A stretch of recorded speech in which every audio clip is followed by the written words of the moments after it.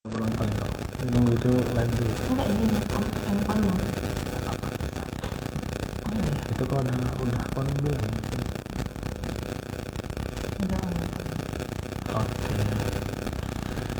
Assalamualaikum warahmatullahi wabarakatuh. Selamat sore dan salam sejahtera buat kita semua.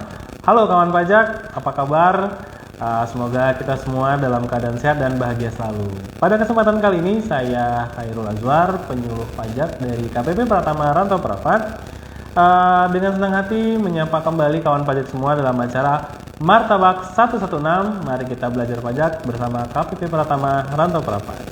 Nah, kawan pajak, pada Martabak episode kali ini, di live IG kali ini, kita akan membahas satu materi yang cukup menarik sebenarnya, atau sangat menarik bahkan, yaitu mengenai hutang pajak. Nah, jadi biar lebih santai nih membahas hutang pajak ya kawan pajak ya. Kita buka dengan pantun. Bunga mekar di pagi hari, ada mawar dan juga melati. Ayo kawan pajak, mari kumpul di sini, dengar dulu materi dari kami.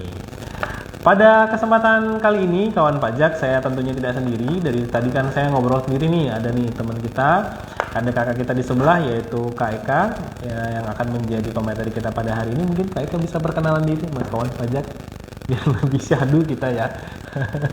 Oke. Selamat sore kawan pajak sekalian, perkenalkan sekali lagi, nama saya Eka Desi Barimbing, saya fungsional penyuluh di KPP Rantau Prapat. Oke, sama kita ya Kak. Sama.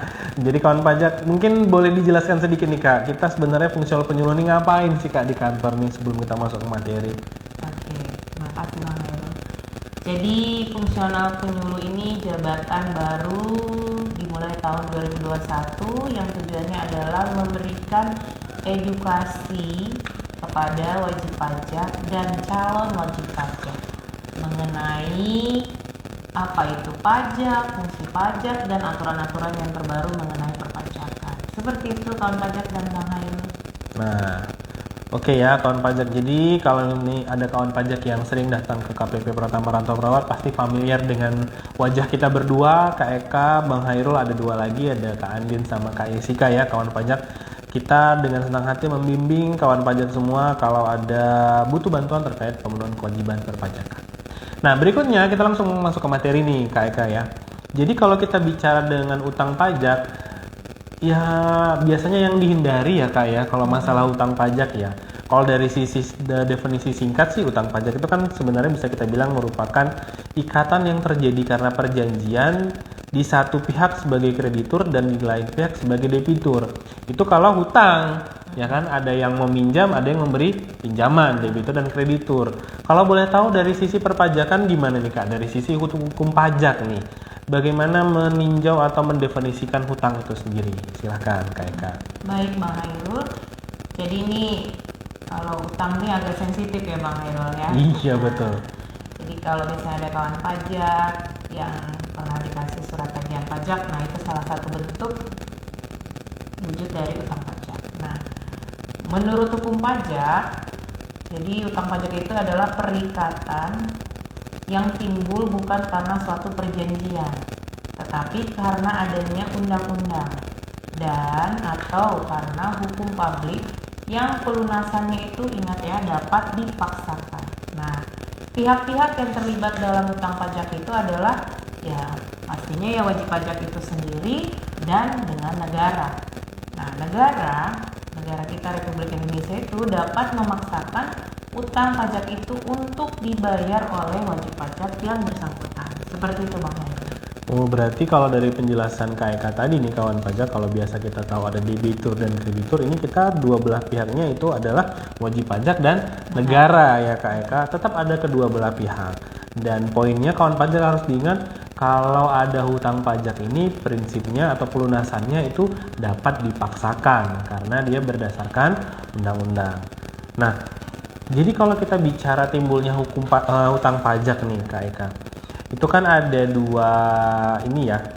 dua metode atau ada dua ajaran tuh yang disampaikan, kayak ajaran agama ya, kayak kalau kita nyebutnya ajaran ya, dari sisi lah saat timbulnya hutang pajak itu ada berdasarkan secara material, ada berdasarkan secara formil.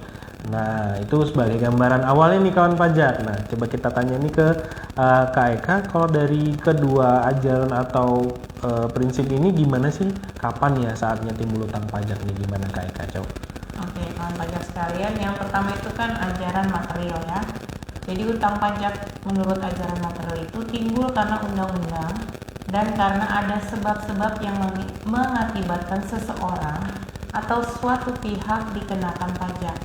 Nah, yaitu karena perbuatan, keadaan, dan peristiwa yang dapat menimbulkan utang pajak. Nah, biar gampangnya ada contohnya nih. Ada contohnya itu adalah perbuatan, keadaan, dan peristiwa yang menyebabkan utang pajak. Yang pertama, perbuatan. Nah, perbuatan itu contohnya mendirikan bangunan, melakukan kegiatan impor-ekspor, dan berpergian ke luar negeri. Nah, keadaan contohnya memiliki tanah, bumi, dan bangunan, memperoleh penghasilan, dan memiliki kendaraan bermotor. Nah, peristiwa atau kejadiannya adalah mendapatkan hadiah undian. Nah, untuk dalam ajaran formil, utang pajak timbul dikarenakan adanya ketetapan pajak dari pemerintah atau fiskus. Fiskus itu ya pegawai pajak. Ya, kalau pajak kalau misalnya belum pernah dengar, apa itu fiskus? Fiskus itu pegawai pajak. Nah, sehingga pajak terutang pada saat diterbitkannya surat ketetapan pajak atau sering disingkat SKP yang diterbitkan oleh pihak fiskus atau pemerintah. Gitu, Abang Hairul dan kawan pajak sekalian. Oke, jelas ya kawan pajak. Jadi bisa kita lihat secara material ataupun formil. Jadi tidak menunggu adanya, tidak hanya disebabkan oleh petugas pajak ya Kak Eka ya. Iya.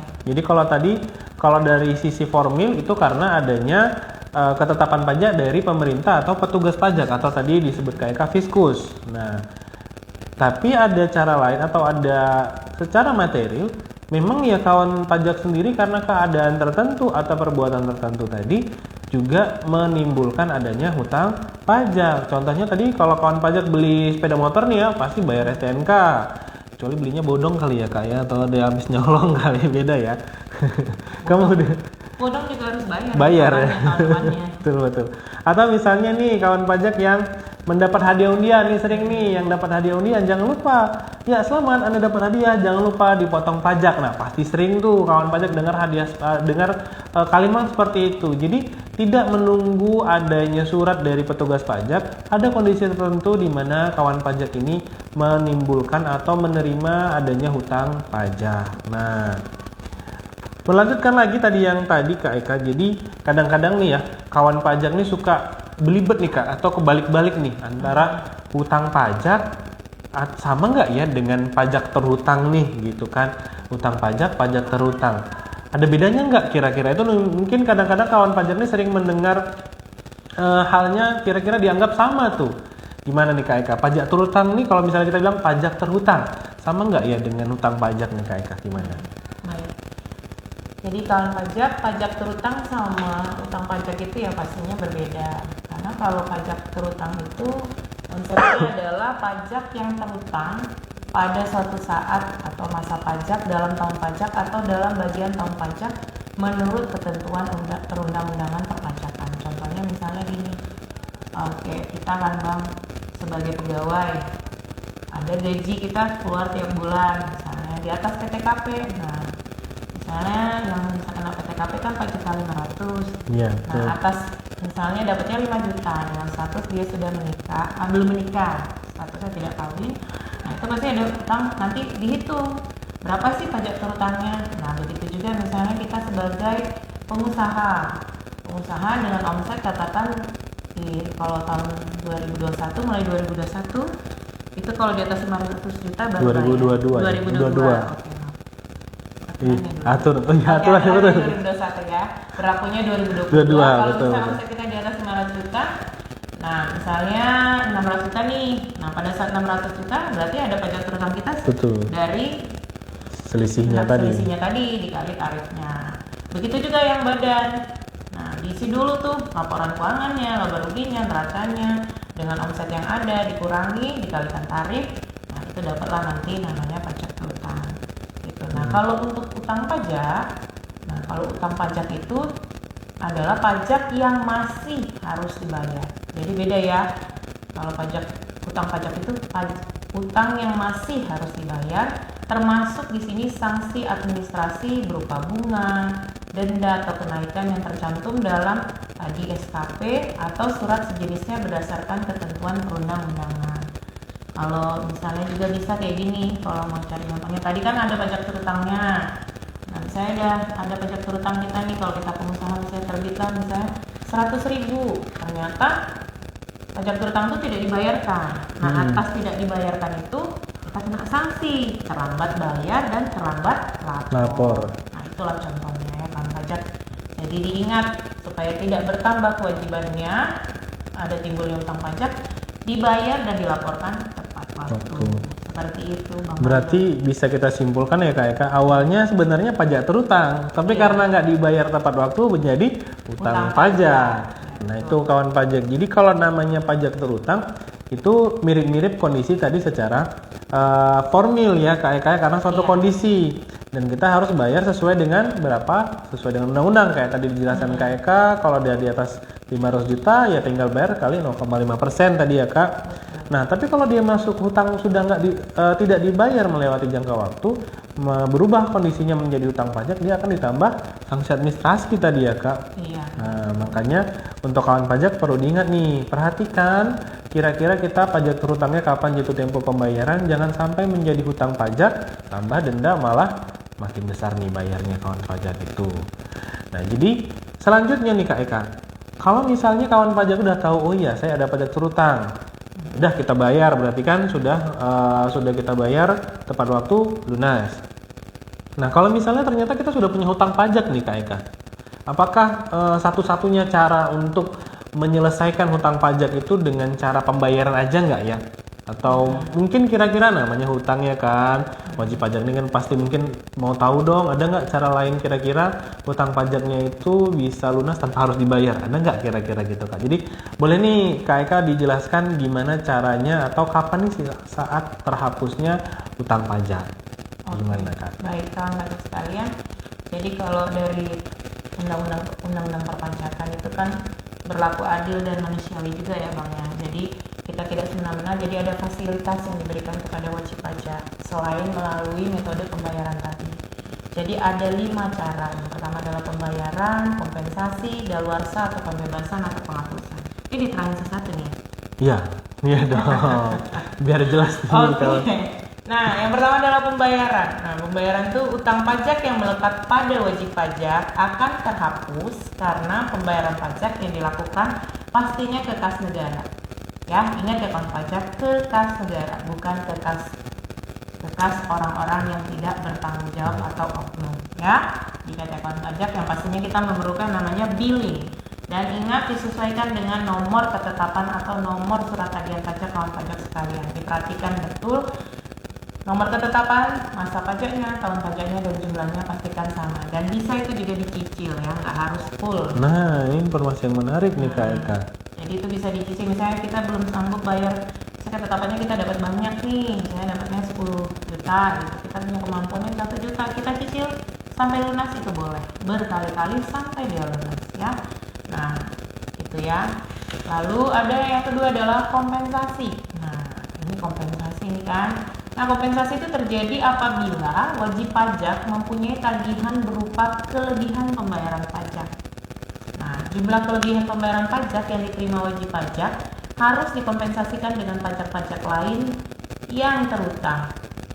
Kompensasi ini dikenal dengan kompensasi pembayaran sesuai dengan pasal 11 Undang-Undang Ketentuan Umum dan Tata Cara Perpajakan. Misalnya kawan pajak mau baca silakan. Ini biasanya wajib pajak yang lebih bayar ya, restitusi. Gitu. Ada kelebihan bayar pajak kita akui, tapi kelebihan pembayar pajak itu dikurangi dulu sama dengan utang pajaknya. Berarti istilahnya kita bisa lah ya Kak, kalau ada di satu sisi kita ada kelebihan bayar pajak, di satu sisi kita punya ternyata ada utang pajak nih Kak Eka. Jadi bisa dikompensasikan ya, menutup dari yang lebih menutup ke yang kurang. Jadi biar kita nggak repot nih bayar lagi, cair duitnya bayar lagi bolak-balik ya, ada jalan lebih simpel ya Kak Eka ya.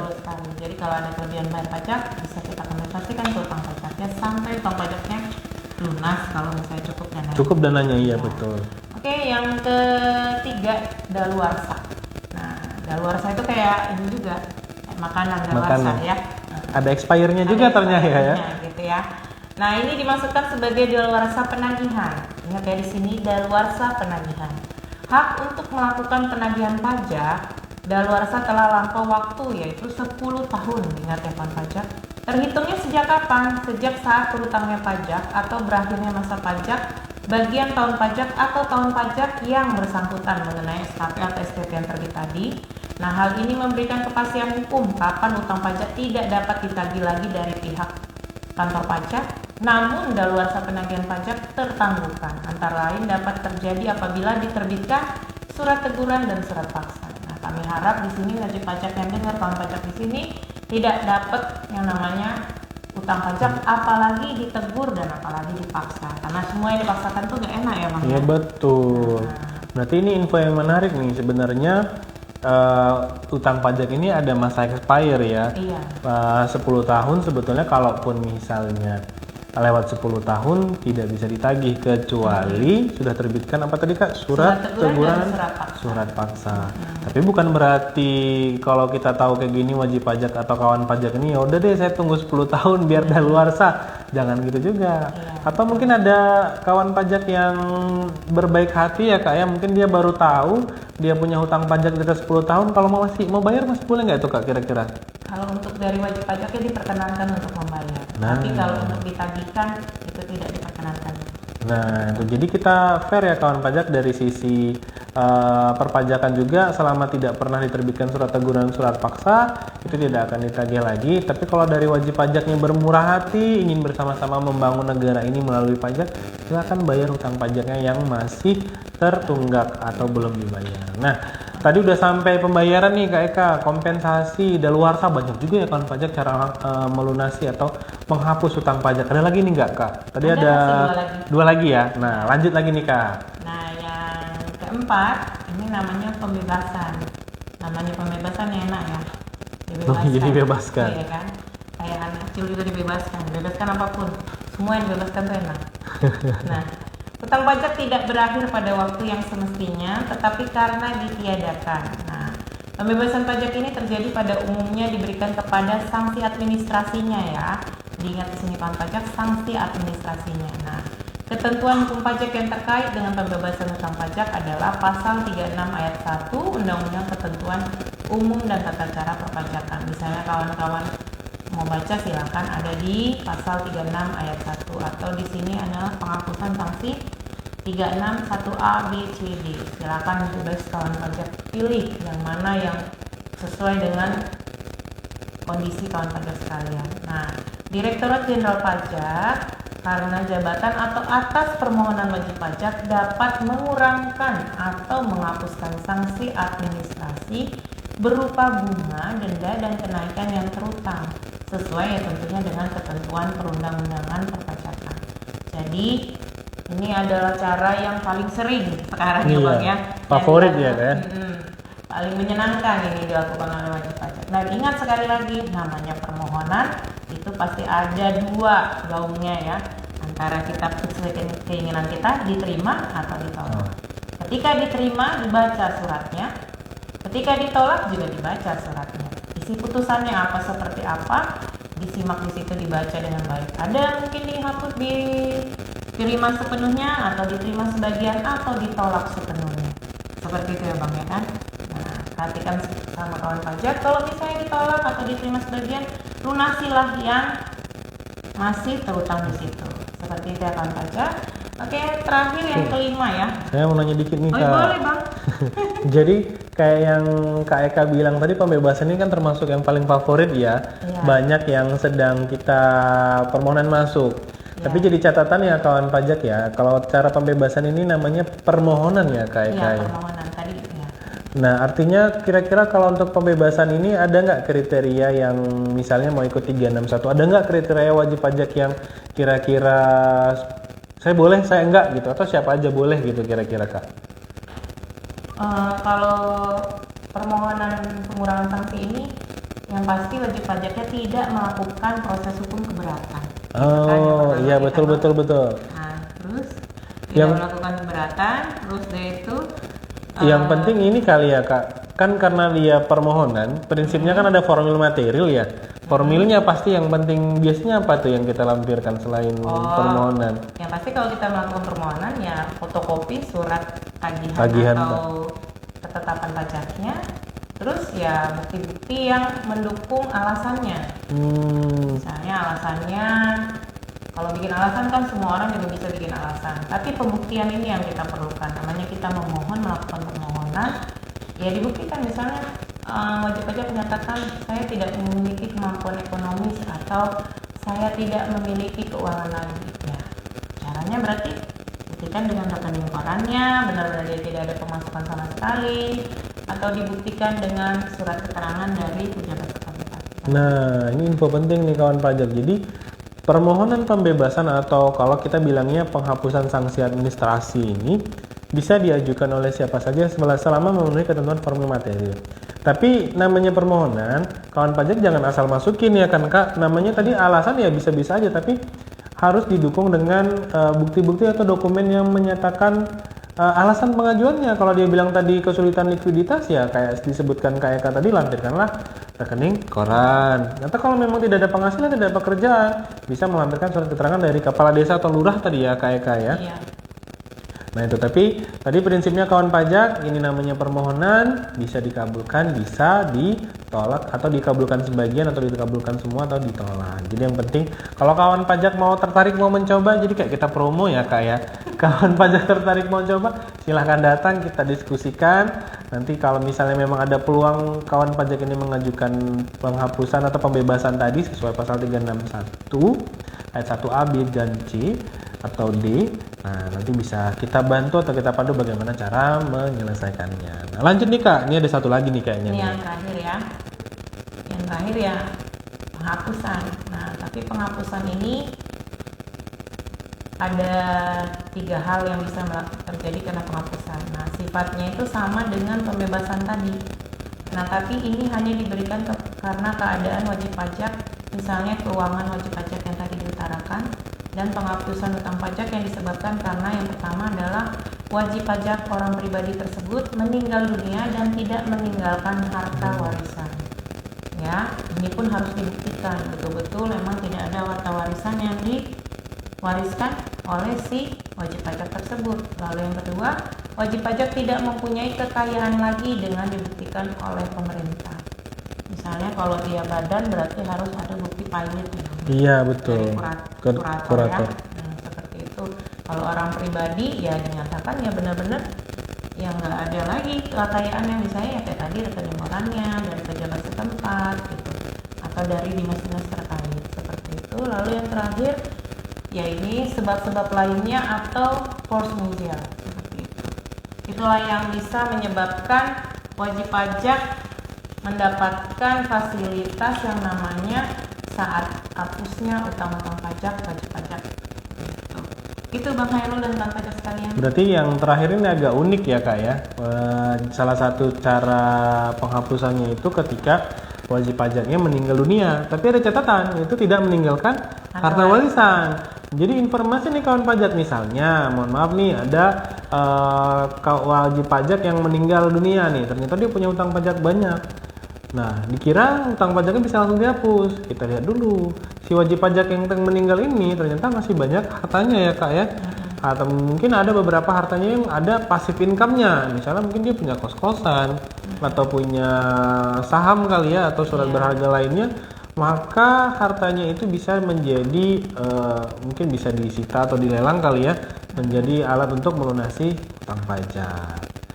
Nah, begitu kawan pajak materi hari ini. Kalau boleh saya simpulkan, intinya utang pajak itu bisa timbul karena 2 cara, baik formil karena suatu keadaan atau material karena adanya tagihan dari petugas pajak. Dan saat terhapusnya utang pajak itu ada 5, yaitu mulai pembayaran, kompensasi, daluarsa, pembebasan, dan penghapusan. Mudah-mudahan materi yang kita sampaikan kali ini cukup memberikan gambaran yang pas ya kepada kawan pajak ya. Oh, sebelum kita akhiri nih kawan pajak, kami mau menambahkan satu informasi, yaitu kepada kawan pajak semua, kami tidak bosan-bosannya mengingatkan bagi kawan pajak yang belum melaporkan SPT tahunan, baik orang pribadi maupun badan, Silahkan, ayo segera nih, jangan menunggu sampai ini batas waktunya udah lewat, jangan menunggu lagi. Silahkan segera laporkan SPT tahunan orang pribadi dan SPT tahunan badan Anda, baik melalui e-filing ataupun secara manual, pos kalau yang belum pernah e-filing ya, tapi lebih mudah e-filing, kami sarankan e-filing kawan pajak. Dan mungkin yang ini Kak validasi NIK. Validasi NIK kita udah pernah juga IG Live dan radio. Ini udah bulan Juni, tanggal 13 Juni. Ya, dimanfaatkan waktunya untuk 6 bulan kurang ke depan untuk melakukan validasi NIK. Nah, lebih baik lebih cepat, jangan menunda sampai nanti tanggal 31 Desember di mana nanti aplikasinya jadi down gitu. Yang pasti kita harus persiapkan yang pertama kartu keluarga wajib pajak sekalian, dan dia harus dipastikan memiliki e-fin ya, dan login untuk masuk ke DJP online wajib pajak masing-masing. Lakukan validasi NIK-nya, masukkan kartu keluarga, tempat tanggal lahir, dan sampai dengan perubahan data anggota keluarga. Pastikan nanti sampai ke depan dia sudah berubah menjadi valid warnanya hijau toska, dan nanti NPWP-nya muncul menjadi NPWP NIK seperti itu. Ingat ya, tanggalnya 31 Desember 2023. Untuk wajib pajak itu dimohon untuk perhatiannya, karena ketika wajib pajak tidak melakukan validasi NIK, maka NPWP wajib pajak tidak bisa digunakan. Jadi sebelum itu timbul menjadi kesulitan wajib pajak, lebih baik dilakukan secepatnya. Seperti itu kawan pajak dan Bang Hairul. Ya, terima kasih Kak Eka. Baik kawan pajak ya, tidak terasa kita sudah tiba di penghujung Instagram Live kita kali ini. Sekian Martabak 116 hari ini, semoga dapat memberikan informasi yang jelas bagi kawan pajak semua. Kalau tadi dibuka dengan pantun, kita fair juga, tutup dengan pantun nih Kak Eka. Burung irian, burung cendrawasih, terbang tinggi di hari Sabtu. Cukup sekian dan terima kasih, sampai jumpa di lain waktu. Saya Hairul Azwar, sebelah saya Eka Desi Barindi. Kami pamit undur diri. Martabak 116. Mari kita belajar pajak bersama KPP Pratama Rantau Prapa. Sampai ketemu lagi kawan pajak. Ya, terima kasih.